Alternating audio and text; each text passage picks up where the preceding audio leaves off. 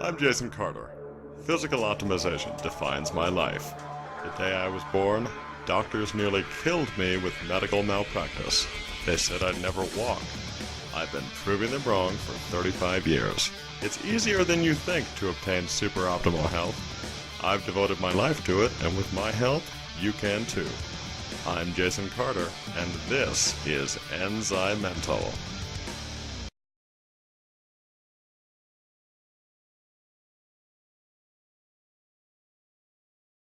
And welcome to ENZYMENTAL. I'm Jason Carter, and today I wanted to talk to you about medium chain triglycerides, better known as MCTs. So medium chain triglycerides have become extremely popular in the nutrition world, and so to first understand what a medium chain triglyceride is, it's helpful to understand the chemical structure of fats. The fats we find in nature are generally triglycerides, which means they have three fatty acids attached to a glycerol backbone. The fatty acids themselves are chains of carbon atoms varying in length from 4 carbons to as much as 26 or more, commonly classified as short, medium, and long chain. In nature, fatty acids that make up a triglyceride are usually a combination of different length fatty acids and not three of the same length, so a naturally occurring triglyceride is some combination of short, medium, and long-chain fatty acids. When we talk about the benefits of MCTs, we're mostly talking about the benefits of the individual medium-chain fatty acid tails, or what we call MCFAs, defined as fatty acids that are 6 to as much as 12 carbons long. These fatty acids are Caprylic Acid, which is 6 carbons, Caprylic Acid,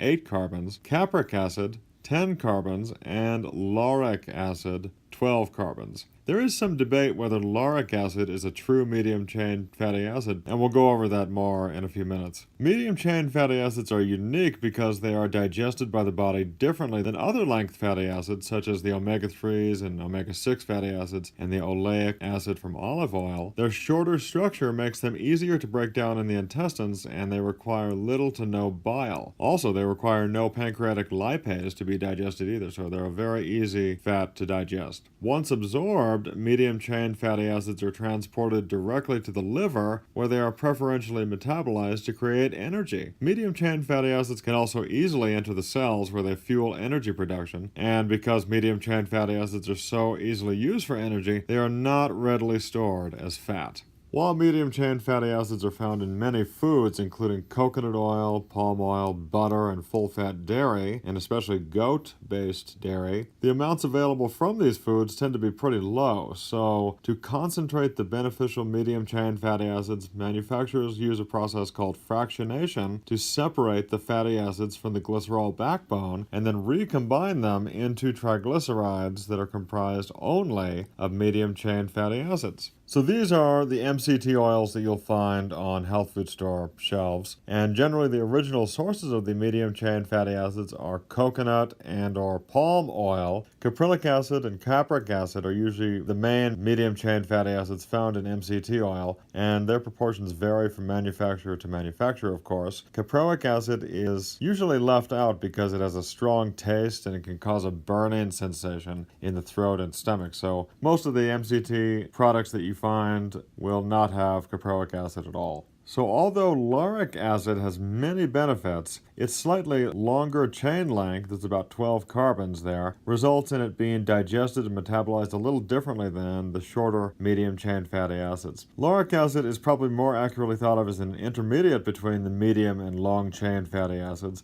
It is nonetheless highly valued for its antimicrobial properties and does act like an MCT in many ways. Most MCT products actually do not include lauric acid, but it is abundant in coconut oil for those who wish to include lauric acid in their diets. So because MCTs are so easily absorbed, they've been used clinically since as far back as the 1950s in cases of pancreatic insufficiency and fat malabsorption. Later, MCTs were added to preterm infant formulas, and more recently, MCTs have drawn the attention of athletes and those looking to enhance their production of ketones, So including MCTs in your diet may support a wide range of health objectives. So we've talked a lot about ketones and ketone production because we've been talking about the ketogenic diet. And so to recap on that, ketones are an alternative energy source produced by the liver from fatty acids. Ketones are normally produced in small amounts where there is a lack of glucose to supply energy, such as during extended exercise or during an overnight fast. And if glucose supplies remain low due to carbohydrate intake or fasting, the body will increase its production of ketones. Ketones are especially important because they supply an energy source for the cells of the central nervous system, including the brain, which unlike most other cells cannot use fatty acids to produce energy.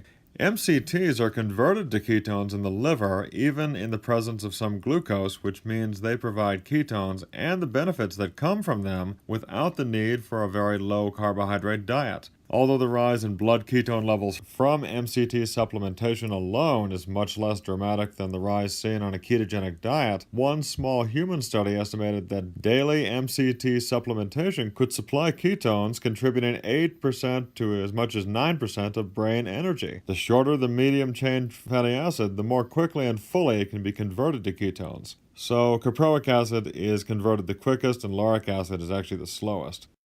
Thanks for watching. I'm Jason Carter, and I'll see you next time on ENZYMENTAL. Stay healthy.